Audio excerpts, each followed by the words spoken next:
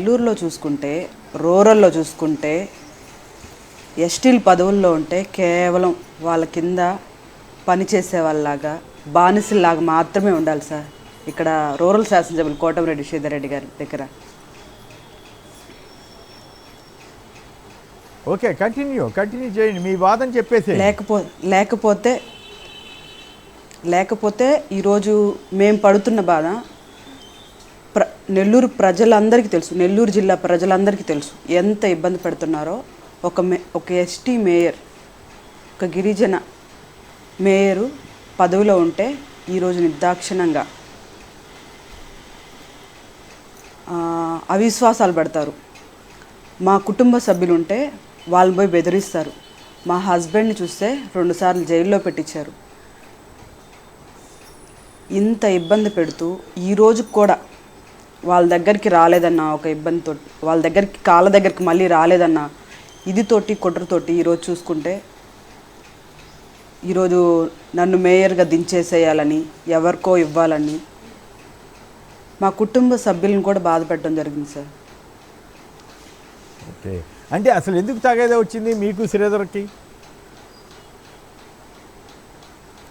Sir కేవలం అదే sir, వాళ్ళ కింద మేము బానిసల్లాగా ఉండలేదన్నది ఒకటి సార్. మీరు మొదటి నుంచి ఆయన వదిలి మేము వెళ్ళామన్నది సార్. మొదట ఆయన వైసీపీలోకి వెళ్ళామని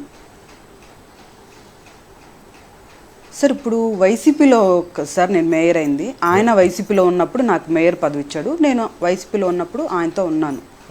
జగన్మోహన్ రెడ్డి గారు ఇచ్చిన తర్వాత కొన్ని కారణాల వల్ల ఆయన ప్రవర్తన మాకు నచ్చక మేము మళ్ళీ బ్యాక్ వైసీపీకి రావడం జరిగింది సార్. కేవలం అదే సార్, మేము మళ్ళీ వైసీపీకి వెళ్ళిపోయామని.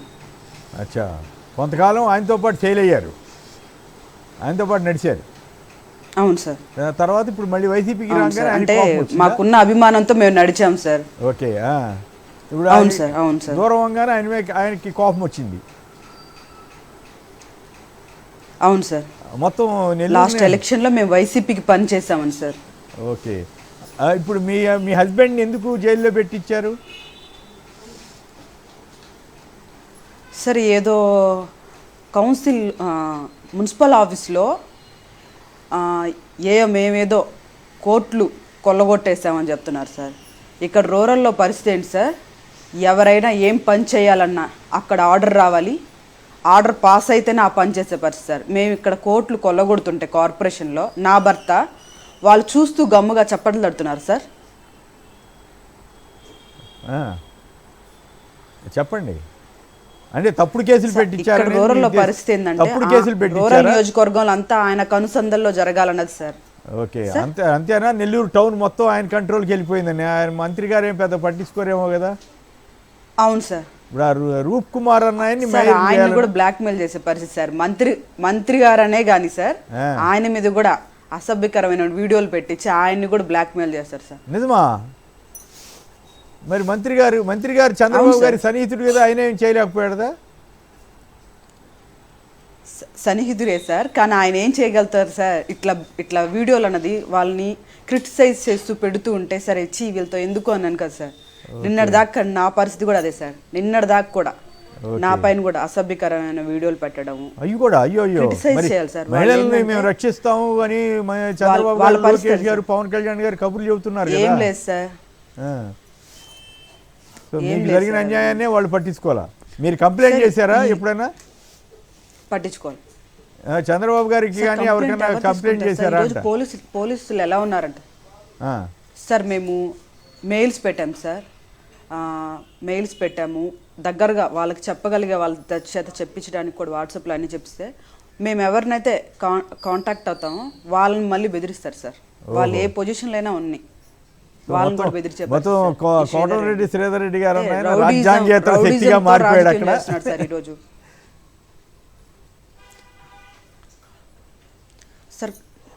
సార్ నాకు అవిశ్వాసం పెట్టిన తర్వాత కార్పొరేటర్లు నాకు మద్దతు ఇస్తారేమో అన్న ఆలోచన కూడా రానివ్వకుండా వాళ్ళు వెళ్ళకపోయి సార్. మహిళా కార్పొరేటర్ సార్, ఈరోజు నేను రాజీనామా చేయడానికి కారణం, నిన్నటి రోజు నేను రాజీనామా చేయడానికి కారణం ఏంటంటే సార్, మహిళా కార్పొరేటర్లు ఇళ్ళకి వెళ్ళి వాళ్ళ పక్కనే కూర్చోబెట్టి వాళ్ళ హస్బెండ్స్ని కానీ బ్రదర్స్ని కానీ వాళ్ళ ఫ్యామిలీ మెంబర్స్ని సార్ వాళ్ళ ముందే కొట్టే పరిస్థితి సార్. అయ్యో, వాళ్ళ ఇళ్ళకి వెళ్ళి అయ్యయ్యో. కొంతమంది కార్పొరేట్లు అయితే ఎట్లా ఇబ్బంది పెడుతున్నారంటే అట్లా ఇబ్బంది పెడుతున్నారు. బయటికి కూడా చెప్పుకోలేని పరిస్థితి సార్. సార్ నా వల్ల వాళ్ళందరూ ఆ ఇబ్బంది పడకూడదని సార్ నేను రాజీనామా చేసింది. నేను ఎదుర్కొంటూనే ఉన్నాను సార్. మీరు కూడా చూసుంటారు. నేను నెల్లూరులో ఒక యుద్ధం లాగా సార్, నేను మా హస్బెండ్ సార్ శ్రీధర్ రెడ్డి గారి మీద ఒక యుద్ధం లాగా చేశాం సార్. మరి ఇప్పుడు నిలబడగలుగుతారా? ఇప్పుడు మేయర్ పదవి ఉన్నప్పుడే ఇన్ని ఇబ్బందులు పడ్డారు. రేపు మరి మేయర్ పదవి లేకుండా పోయిన తర్వాత ఇంకా తట్టుకోగలుగుతారా? ఆయన అరాచకాన్ని అనండి, లేకపోతే ఇంకోటి అనండి. ఆ మధ్య చూశాను, నాకు ఆశ్చర్యం వేసింది. నెల్లూరులో ఒకప్పుడు ఎంతో ప్రశాంతంగా ఉండే నెల్లూరు ఎంత ఇట్లా మారిపోయింది ఏంటా అని. గంజాయి వ్యతిరేక ఉద్యమకారుని హత్య చేసే దారుణమైన పరిస్థితికి దిగజారిపోతే ఆంధ్రప్రదేశ్ నెల్లూరు వంటి పీస్ఫుల్ ఏరియాలో ఆ పరిస్థితి ఏమిటా అనిపించింది. అట్లాగే మీ కార్పొరేటర్లు కిడ్నాప్ చేయటం కానీ ఇవన్నీ కానీ మరి ఇప్పుడు ఆయన ఎట్లా ఎదుర్కోగలుగుతారు ఆ అరాచక శక్తిని? దాని తోడు ఆయనకి మరి చంద్రబాబు గారు అండో మరి ఇంకెవరండో ఉండుంటుంది కదా సార్. గంజాయికి రౌడీజానికి సార్ నెల్లూరు జిల్లా మొత్తం అడిగినా సార్ కేవీఆర్ పెట్రోల్ బంక్ దగ్గర ఉన్నటువంటి రూరల్ కార్యాలయమే సార్. అక్కడే తిరుగుతుంటారు వాళ్ళంతా, ఆ బ్యాచ్ అంతా. ఆ బ్యాచ్ అంతా సార్ ఇప్పుడు గంజాయి బ్యాచ్ అంటున్నారు కదా సార్, గంజాయి బ్యాచ్, ఈ చిల్లర పిల్లలు వాళ్ళందరూ అక్కడే ఉంటారు సార్. మీటింగ్ ఏదైనా జరిగితే చూడండి సార్, వాళ్ళందరూ అక్కడే ఉంటారు. మళ్ళీ వాళ్ళ ఫోటోలన్నీ పోలీస్ స్టేషన్లో ఉంటాయి సార్. నెల్లూరు జనం ఎందుకు ఇట్లాంటివి? ఒకప్పుడు అసలు చాలా చైతన్యవంతంగా ఉండే జిల్లా ఇట్లా ఎందుకు అయిపోయింది? వాళ్ళు కనీసం ప్రొటెస్ట్ చేసే పరిస్థితిలో కూడా నెల్లూరు ప్రజలు లేకుండా పోయారా సార్? పోలీసుల పరిస్థితి ఎలా ఉందండి సార్? ఇప్పుడు వాళ్ళని కూడా బెదిరించే పరిస్థితిలో ఉంటే వాళ్ళకి ఫ్యామిలీస్ ఉంటాయి కదా సార్. ఓరే, పోలీసును మించి కూడా దౌర్జన్యం చేయగలిగే పరిస్థితిలో అరాజక శక్తులు ఉన్నాయా? అంత రౌడీ ఉంది సార్. పోలీసులను కూడా బెదిరించే పరిస్థితి. ఒకటి అధికారం ఉంది కదా సార్ తోడు. ఎంత అధికారం ఉంటే మాత్రం పోలీసులు అంత చేతగాని వాళ్ళ? పోలీసులు అంత అధ్వానంగా ఉంటారా? పోలీసు వ్యవస్థ అంతగా నీరు గారిపోయిందా? వాళ్ళకి అప్రదిష్ట వచ్చేదాకా చేస్తున్నా కూడా వాళ్ళు మాట్లాడలేని పరిస్థితి. మరి ఎస్పీ గారు వీళ్ళందరూ ఏం చేస్తున్నట్లు? మరి వాళ్ళు ఇటువంటి వాటిని కదా కంట్రోల్ చేయాల్సింది సార్. దీనికి ఒక చిన్న ఎగ్జాంపుల్ చెప్తాను సార్. మాకు సంబంధించి ఒక ఎస్టీ గిరిజన నాయకులు సార్ ఫస్ట్ స్టార్టింగ్లో నాకు అవిశ్వాసం ఇచ్చిన 2 డేస్కి విఆర్సీ సెంటర్లో ఉన్నట్టు అంబేద్కర్ విగ్రహానికి ఒక వినతిని అందించారు సార్. వినతి నుంచి ఒక 20-30 మంది సార్.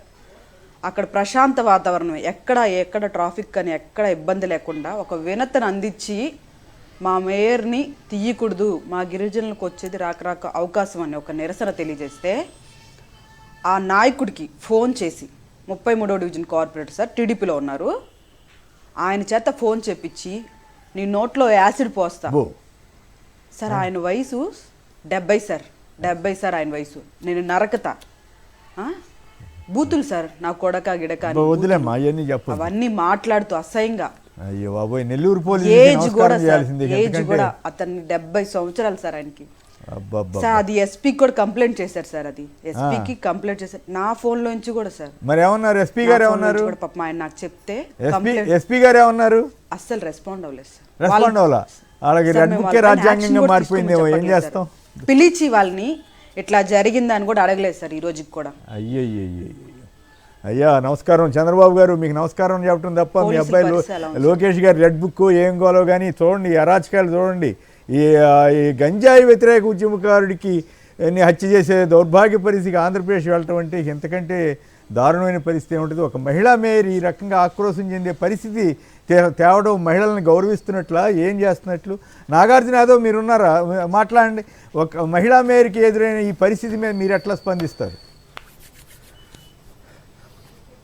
ముందుగా ప్యానెల్లో ఉన్నటువంటి పెద్దలకి, సాక్షి టీవీ ప్రేక్షకులకి ముందుగా నమస్కారాలండి. సరే, నెల్లూరు మేయర్కి సంబంధించినటువంటి వ్యవహారంలో మొదటి నుంచి జగన్మోహన్ రెడ్డి గారు రాజకీయాలకు అతీతంగా అక్కడ ఉన్నటువంటి గిరిజన మహిళలని పొలిటికల్గా మోటివేట్ చేయాలి, వాళ్ళని రాజకీయంగా వారిని ముందుకు తీసుకురావాలి. ఎందుకంటే నెల్లూరు లాంటి ఒక పెద్ద జిల్లాలో రాజకీయ నేపథ్యం ఉన్నటువంటి జిల్లాలో బీసీలు కానీ, ఎస్సీలు కానీ, ఎస్టీలకు కానీ అవకాశం అనేది చాలా పరిమితం. అటువంటి అవకాశం పరిమితంగా ఉన్నటువంటి ప్రాంతాల్లో అనిల్ కుమార్ యాదవ్ గారిని అక్కడి నుంచి మంత్రిగా ప్రాతినిధ్యం వహించిన, లేకపోతే అక్కడ ఉన్నటువంటి సోదరిమణి స్రవంతి గారిని అక్కడ మేయర్గా చేసిన, ఆ తరువాత కూడా ఉన్నటువంటి ఎస్సీ సంబంధించినటువంటి వ్యక్తుల్ని మంత్రులుగా చేసినా కూడా జగన్మోహన్ రెడ్డి గారు ఒక సామాజిక న్యాయం అనేటువంటి స్ఫూర్తితో ముందుకు తీసుకొస్తూ ఒక అవకాశాన్ని కల్పించారు. సరే, అక్కడ నెల్లూరు అక్కడ ఉన్నటువంటి శ్రవంతి గారు గతంలో మాతో డిఫర్ అయినా కానీ, తరువాత ఏదైనా డిఫర్ అయినా కానీ, వారికి ఇచ్చినటువంటి అవకాశాన్ని ఎవరో లాక్కోవడం అనేది మాకు ఎటువంటి పరిస్థితుల్లోనూ ఉండకూడదని, దాన్ని రాజకీయంగా మిళితం చేయకూడదు అనేటువంటి ఒక ప్రధాన ఉద్దేశంతో మళ్ళీ నెల్లూరు సమన్వయకర్తగా ఉన్నటువంటి చంద్రశేఖర్ రెడ్డి గారు కానీ, ఆ నెల్లూరు మున్సిపల్ కార్పొరేషన్కి సంబంధించినటువంటి అబ్జర్వర్గా ఉన్నటువంటి అనిల్ కుమార్ యాదవ్ గారు కానీ, ఎంతైనా సరే గిరిజన మహిళ మాతో రాజకీయ విభేదాలు నేపథ్యం ఉన్నా కూడా జగన్మోహన్ రెడ్డి గారు వారికి ఇచ్చినటువంటి సమున్నతమైనటువంటి అవకాశాన్ని ఖచ్చితంగా వారికే ఇవ్వాలి అనేటువంటి పరిస్థితి జగన్మోహన్ రెడ్డి గారు మొదటి నుంచి స్పష్టంగా చెప్పడం జరిగింది. కాబట్టి ఈరోజు కూడా మేము తెలుగుదేశం పార్టీని కానీ ఈ కూటమి ప్రభుత్వాన్ని డిమాండ్ చేస్తున్నామంటే, కేవలం 8 నెలలు ఉన్నంత కారణంగా 8 నెలలు పదవీకాంక్ష కోసం గిరిజన మహిళైనటువంటి శ్రవంతి గారిని రాజీనామా చేపించి మీరు చేసేటువంటి అంశం ఏంది, మీరు సాధించేది ఏంటనేది మాకు అర్థం కావట్లా. ఈ 8 నెలల కాలంలో మీరు ఆల్రెడీ మరొక గిరిజన మహిళ ఉన్నటువంటి దేవరకొండ సుజాత అనుకుంటా ఆవిడికి మీరు మేయర్ చేస్తారా, లేకపోతే తమ తాబేదారుగా ఉన్నటువంటి వ్యక్తులని మీరు ఇన్ఛార్జ్ మేయర్గా చేస్తారా, లేదా ప్రత్యేక పాలనా అధికారిని పెట్టి కాదు మిత్రం రూప్ కుమార్ యాదవ్ ఆయన ఎవరో ఉన్నారంట కదా, ఆయన డిప్యూటీ మేయర్ అంటే ఆయనకి పెత్తనం అప్పచెప్పాలన్నట్టు కదా. ఆయన విచిత్రం ఏంటంటే అనిల్ కుమార్ యాదవ్ గారు మంత్రిగా ఉన్నప్పుడు ఆయన పెత్తనం చేస్తున్నాడని చెప్పి తెగ వార్తలు రాస్తే ఆయన కంట్రోల్ చేసినందుకు పార్టీ మాడారని విన్నా నేను. మరి కరెక్టో కాదో నాకు తెలియదు. ఇప్పుడు మొత్తం ఆయనే తెలుగుదేశాన్ని శాసించే పరిస్థితికి వచ్చాడు అక్కడ శ్రీధర్తో పాటు.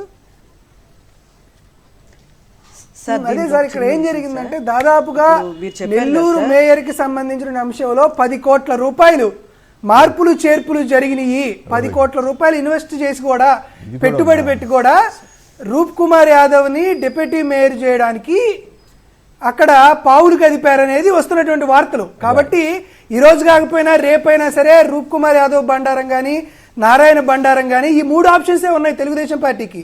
అయితే గిరిజన మహిళని మళ్ళీ మేయర్ చేయాలి, లేకపోతే రూప్ కుమార్ యాదవ్ని ఇన్ఛార్జ్ మేయర్ చేయాలి, లేకపోతే స్పెషల్ ఆఫీసర్ని పెట్టి పై చేయాలి. ఇలా పన్నాగాలు వీళ్ళు చేసేటువంటి ప్రతి వ్యూహాలన్నీ ఒక 24 గంటల్లో తేలిపోతుంది. కాబట్టి ఆంధ్రప్రదేశ్ రాష్ట్రంలో ప్రజాస్వామ్యాన్ని అపహాస్యం చేయడానికి చంద్రబాబు నాయుడు గారు చేసేటువంటి రాజకీయ రసక్రీడ నెల్లూరులో మరొకసారి ఆంధ్రప్రదేశ్ రాష్ట్రంలో ఉండేటువంటి అందరికీ అర్థమవుతుందనే విషయాన్ని మాత్రం మరొకసారి మనవి చేస్తున్నా. రైట్. ప్రజాస్వామ్యంతో పాటు అరాచకం అనేది ఎట్లా ఇంత ఘోరంగా ఆ పరిస్థితి ఏర్పడటం ఏంటి, పోలీసులు ఏంది, కేసులు ఏంది, గందరగోళం ఏంది. శ్రవంతి గారు ఫైనల్గా చెప్పండి, నెల్లూరు ప్రజలకి మీరు ఏం చెప్పదలిచారు? అది మీరు ఇందాక కూడా మాట్లాడదలిచినట్టున్నారు, మాట్లాడండి, క్లోజ్ చేద్దాం. సార్ ఇప్పుడు మీరు అన్నారు కదా సార్, దేవరకొండ సుజాతకి ఇస్తారన్నది మాత్రం ఒక మాయ సార్. ప్రజలకి ఒక మాయలాగా వేసి ఇన్ఛార్జ్గా డిప్యూటీ మేయర్ రూప్ కుమార్ యాదవ్ గారు మామూలుగా అయితే 15 రోజులు వస్తుంది సార్ మేయర్ రిజైన్ చేస్తే. ఆయనకి ఆ 15 రోజులు కాస్త 11 నెలలు అవబోతుంది సార్. దానికోసం 6 కోట్లు ఖర్చు పెట్టాడు సార్. ఇప్పటికి కార్పొరేటర్లకు కానీ అధికారులకు కానీ అందరికీ కూడా 6 కోట్లు ఖర్చు పెట్టినారు సార్. ఓకే. ఈరోజు కార్పొరేట్లు అందరికి కూడా ఫ్లైట్ టికెట్లు వేసి విలాసవంతమైనటువంటి హోటల్స్లో రూమ్స్ బుక్ చేసి ఆయన మేయర్గా ఉండాలని ఆయన కళని నెరవేర్చుకోవడానికి 6 కోట్లు ఖర్చు పెట్టినారు సార్. క్యాంపులు కూడా పెట్టేశారనమాట. ఎక్కడ తీసుకెళ్ళాడు కార్పొరేటర్ని? సార్ అది గోవా సార్. గోవాకి ఫ్లైట్ టికెట్లు వేస్తున్నారు. ఇప్పుడు ప్రజెంట్ వాళ్ళందరినీ బయటే ఉన్నారు సార్, నెల్లూరులో లేరు సార్. కార్పొరేట్లు అందరూ నెల్లూరులో లేరు సార్. బాగానే ఉంది. ఫైనల్గా కొంతమందిని బెదిరించి కొంతమందిని కొట్టి సార్. ఇప్పుడు నెల్లూరు ప్రజలందరినీ నేను ఒకటే సార్ విజ్ఞప్తి చేసేది, మాలాగా దళితులు గిరిజనులకి ప్రజల అండా ఉంది సార్. కానీ ఇలా రౌడీజం చేసే వాళ్ళని ఎంకరేజ్ చేయడం వల్ల మాలాంటి వాళ్ళని ఈరోజు కూడా అనగదుక్కుతూ ఉన్నారు సార్. ఇలాంటి రౌడీ రాజకీయాలు చేసే రాజకీయ నాయకులు కోటరెడ్డి శ్రీధర్ రెడ్డి గారు లాంటి వాళ్ళు. రైట్. మరి వీరు ఎదుర్కొంటారా వీటిని? మేము ఖచ్చితంగా ఎదుర్కొంటాం sir. Right. Thank you Sravanthi garu. ఇక ఎదుర్కొంటూనే ఉన్నాం సార్ మేము ఏమండి 2.5 సంవత్సరం నుంచి. రైట్ ఏదేమైనా ఎప్పుడైతే మేము మళ్ళీ బ్యాక్ వెళ్ళామో అప్పటి నుంచి ఎదుర్కొంటూనే ఉన్నాం సార్. రైట్ ఇక అంటే ఇంకా ఈ వచ్చే 3 ఏళ్ళు కూడా ఎదుర్కోవాల్సిన పరిస్థితి, 3.5 ఏళ్ళు ఎదుర్కోవాల్సిందే. సో ఎదుర్కోవడానికి మీ పోరాటానికి సన్నద్ధం అవ్వండి, ప్రజాస్వామ్యయుతంగా చేయండి. వాళ్ళకి మళ్ళీ వాళ్ళని అరాచకాలను ఎదుర్కొనే విధంగా మీ వంతు కృషి మీరు చేయండి. ప్రజాస్వామ్యంలో ఇది ఒక హక్కుగా తీసుకోవాలి. థ్యాంక్ యూ శ్రవంతి గారు.